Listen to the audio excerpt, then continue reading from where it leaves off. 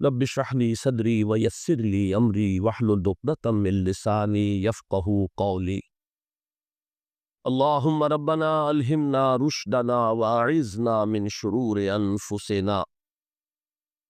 اللهم ارحمنا بالقرآن العظيم. اللهم اجعله لنا اماما ونورا وهدى ورحمة.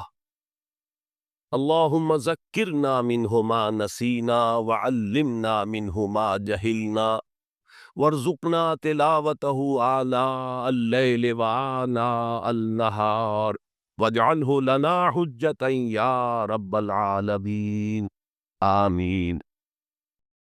فرید الدین قیصر صاحب، اگر قیامت کے روز سب کا حساب کتاب ہوگا تو پھر نبی صلی اللہ علیہ وسلم نے اپنے رفقا کو اللہ تعالیٰ سے عذاب قبر سے پناہ مانگنے کے لیے کیوں تاکید فرمائی ہے؟ کیا یہ عذاب حساب کتاب سے پہلے ہی شروع ہو جائے گا؟ اس سلسلے میں حضور صلی اللہ علیہ وسلم کی یہ حدیث بہت مشہور ہے کہ ایک مرتبہ آپ دو قبروں کے پاس سے گزرے تو فرمایا دونوں مردوں کو عذاب ہو رہا ہے، ایک تو وہ شخص جو پیشاب کے چھینٹے سے خود کو نہیں بچاتا تھا اور دوسرا وہ جو چغل خور تھا۔ اس حدیث مبارکہ سے کیا یہ بات ثابت ہوتی ہے کہ عذاب قبر مندرجہ بالا گناہوں کے سرزد ہونے ہی پر ملے گا؟ دیکھیں، یہ مسئلہ جو ہے عذاب قبر کا، یہ کافی ہمارے ہاں جو منکرین حدیث ہیں انہوں نے اس کے خلاف بڑی مہم چلائی، لیکن قرآن مجید سے بھی یہ ثابت ہے اور احادیث سے تو بہت ہی صراحت کے ساتھ ثابت ہے۔ اور اس کو سمجھیے یہ کہ اصل میں آخری فیصلے تو اسی وقت ہوں گے، جنت میں داخلہ اور جہنم میں داخلہ تو اسی وقت ہوگا، قیامت کے بعد، حساب کتاب کے بعد۔ لیکن یہ ہے کہ جیسے میں ایک سادہ سے تمثیل سے آپ کو سمجھا دوں، امتحان ہو چکا ہے، نتیجہ تو نکلنا ہے۔ فرض کیجئے کہ 1 مارچ کو یا 1 اپریل کو نتیجہ ڈکلیئر ہوگا، کون کامیاب کون ناکام۔ لیکن جنہوں نے کچھ کیا ہی نہیں پرچوں میں، انہیں تو پہلے سے معلوم ہے، ان کی جان تو سوکھ رہی ہے، اندر ہی اندر وہ کانپ رہے ہیں۔ چاہے وہ ابھی یوم حساب تو آنا ہے، ان کا ڈکلیئر تو ابھی ہونا ہے کہ وہ فیل ہیں، لیکن ان کے چہروں پر لکھی ہوئی ہے فیل ہو۔ یہی معاملہ ہے کہ جو کچھ انسان نے کمایا ہے عالم برزخ میں بھی اس کی کچھ کیفیات اس کے اوپر طاری رہیں گی۔ تفاصیل میں ہم نہیں جا سکتے کہ کیسے ہوگا، یہ ہم نہیں جان سکتے۔ عالم برزخ، عالم آخرہ، اس کے بارے میں جو مجمل باتیں آ جائیں قرآن میں حدیث میں، بس اس پر ہمیں اکتفا کرنی چاہیے۔ تفصیل میں جائیں گے تو اس سے خام خواہ کے بکھیڑے اور خام خواہ کے اختلافات اور فرقہ بندیاں شروع ہوتی ہیں، لیکن کوئی نہ کوئی عکس ہے۔ سورہ فرقان میں فرمایا یضاعف لہ العذاب یوم القیامہ، قیامت کے دن اس کے لیے عذاب دگنا کر دیا جائے گا۔ تو معلوم ہوا کہ قیامت سے پہلے بھی کوئی نہ کوئی عذاب کی کیفیت تھی، اور حضور نے فرمایا ہے، اور یہ ایسا ہی ہے عذاب، جو دوسری مثال سے سمجھیے کہ آپ خواب دیکھتے ہیں اور خواب میں فرض کیجئے سانپ نے آپ کو ڈس لیا ہے، تو جو کیفیت ہوگی وہ بعین ہی آپ کی ہو جاتی ہے، اور آپ خوف زدہ ہو کر آنکھ کھلتی ہے تو بالکل وہی کیفیت آپ کی ہے۔ یا شیر آپ پر حملہ کر رہا تھا تو جو خوف کی کیفیت تھی، جاگے ہیں تو وہی کیفیت ہے۔ اسی طریقے سے یہ معاملہ ہوگا، اور حضور نے فرمایا ہے کہ ہر قبر جو ہے وہ یا تو جنت کے باغیچوں میں سے ایک باغیچہ ہے اور یا دوزخ کے گڑھوں میں سے ایک گڑھا ہے۔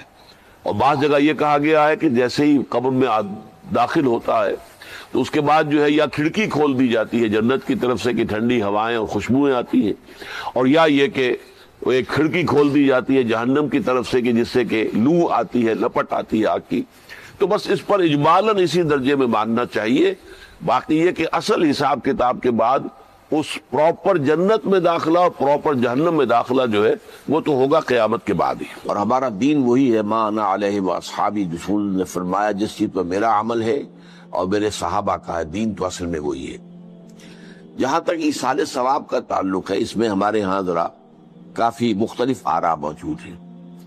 مجھے اس رائے سے اتفاق ہے کہ مالی اگر کوئی عبادت ہے اس کا ثواب آپ اپنے کسی فوت شدہ بزرگ کو منتقل کر سکتے ہیں۔ مطلب آپ نے کسی بیوہ کی کوئی مدد کی ہے، کسی یتیم کی کوئی مدد کی ہے، کسی دینی کام میں پیسہ لگایا ہے، کوئی صدقہ جاریہ شروع کیا ہے خدمت خلق کے لیے، وغیرہ وغیرہ، تو اس کی تو جو ہے اس کے ثواب کو منتقل کیا جا سکتا ہے کہ اللہ اس کا ثواب میرے والد یا میری والدہ کے وہ کو پہنچا دے۔ جسمانی نہیں، آپ نماز پڑھ کے کہیں اس کا ثواب، یا روزہ رکھ کر کہیں کہ اس کا ثواب، یا یہ کہ آپ قرآن پڑھ کر کہیں یہ آپ ہی کو ثواب ہوگا، آپ خود پڑھیں گے آپ کو ثواب ہوگا۔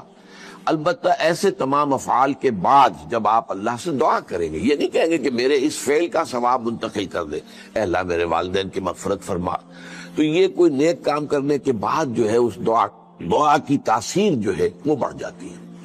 بس اس پہلو میں انڈائریکٹلی اس کا ایک تعلق بن جائے گا، ورنہ یہ کہ وہ اس طریقے سے بچوں کو بلانا اور پڑھانا اور یہ جو ہے سوئم میں کرنا اور قرآن خوانی کی محفل، یہ سب بدعات ہیں اور یہ در حقیقت دین میں اضافے ہیں اور ان کی کوئی حقیقت نہیں ہے. دیکھیے انسانی زندگی کے یہ 3 دور ہیں: حیات دنیاوی جو ہماری پیدائش سے شروع ہو کر اور ہماری موت پر ختم ہو جائے، پھر حیات برزخی موت سے لے کر قیامت کے دن تک، اور پھر حیات اخروی ہے قیامت میں ریزوریکشن کے بعد سے وہ زندگی جو ہے جو جنت یا دوزخ کی ہے. اس میں ان دونوں زندگیوں کے بارے میں تفصیل سے کوئی بات کرنا بالکل غلط ہے اور اس سے فتنے پیدا ہوتے ہیں. ظاہر بات ہے کہ قبر، جسم تو قبر میں رہتا ہے، اس میں تو کوئی شک ہی نہیں ہے. روح کہاں جاتی ہے؟ کیا وہ بھی قبر ہی میں رہتی ہے یا کہیں اور چلی جاتی ہے؟ قرآن مجید میں سجین اور اعلیٰ علیین کا ذکر موجود ہے، لیکن یہ تمام چیزیں متشابہات میں سے ہیں. یہ تمام چیزیں قرآن مجید میں سورہ آل عمران کے شروع میں بیان کیا گیا ہے کہ ہم نے یہ کتاب اتاری ہے، اس میں کچھ آیات محکمات ہیں، کچھ متشابہات ہیں. وہ متشابہات کا ایگزیکٹ مفہوم جاننا اس وقت ہمارے لیے ممکن نہیں ہے. یہ تو جب اس عالم میں ہم پہنچیں گے تو معلوم ہوگا کہ ہاں یہ بات تھی کہ جو قرآن مجید میں اس طور سے کہی گئی تھی.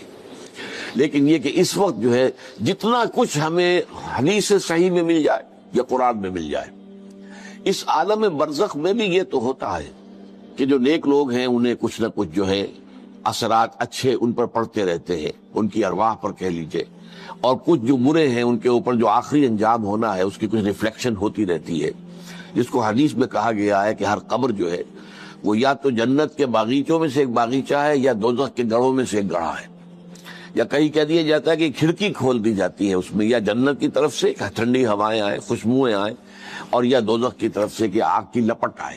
دوزخ میں داخل ہوں گے قیامت کے بعد ہی اور جنت میں داخل ہوں گے قیامت کے بعد ہی، لیکن اس کے کچھ آثار پڑنے شروع ہو جاتے ہیں. وہ جس کو انگریزی میں آپ کہتے ہیں coming events cast their shadows before, بعد میں آنے والے واقعات جو ہیں ان کے کچھ سائے جو ہیں پہلے سے آنے شروع ہو جاتے ہیں. تو اسی طرح سمجھیے کہ جو کچھ آخرت میں کسی انسان کے ساتھ ہونا ہے اس کا ایک عکس جو ہے وہ عالم برزخ میں شروع ہو جاتا ہے. اسی لیے قرآن مجید میں یہ بھی آیا ہے کہ یہ جو آل فرعون تھے یہ صبح و شام جہنم پر پیش کیے جاتے ہیں. اور ایک اور آیت جو میں نے آپ کو سنائی سورہ زمر کی آیت نمبر 53،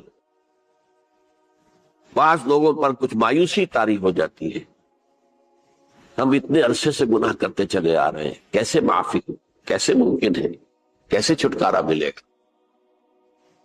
ایسے لوگوں کے لیے ان کے اطمینان کے لیے، ان کی دلجوئی کے لیے، ان کی تسلی کے لیے یہ آیت عظیم ترین آیات میں سے قرآن مجید. قل یا عبادی الذین اسرفوا علی انفسہم، اے نبی کہہ دیجئے اے میرے وہ بندو جنہوں نے اپنی جانوں پر ظلم کیا ہے، ظلم اٹھایا ہے، زیادتی کی. تم گناہ کرتے رہے ہو تو اپنی جان پر ظلم کیا ہے، میرا تو کچھ نہیں بگاڑا. اللہ تو غنی ہے، اس کی تو سلطنت میں کوئی کمی نہیں آتی. ایک حدیث قدسی میں الفاظ آئے ہیں میرے بندو اگر تم سب کے سب اولکم و آخرکم و انسکم و جنکم، تمام انس و جن اور اولین سے لے کر آخرین تک کسی بدترین انسان جیسے فاسق و فاجر ہو جائیں، سب ابلیس بن جائیں، تب بھی میری سلطنت میں کوئی کمی نہیں. اور اگر تم سب کے سب اولین و آخرین اور انس اور جن سب مل کر جو متقی ترین انسان ہو سکتا ہے ویسے بن جاؤ، ابو بکر صدیق بن جاؤ،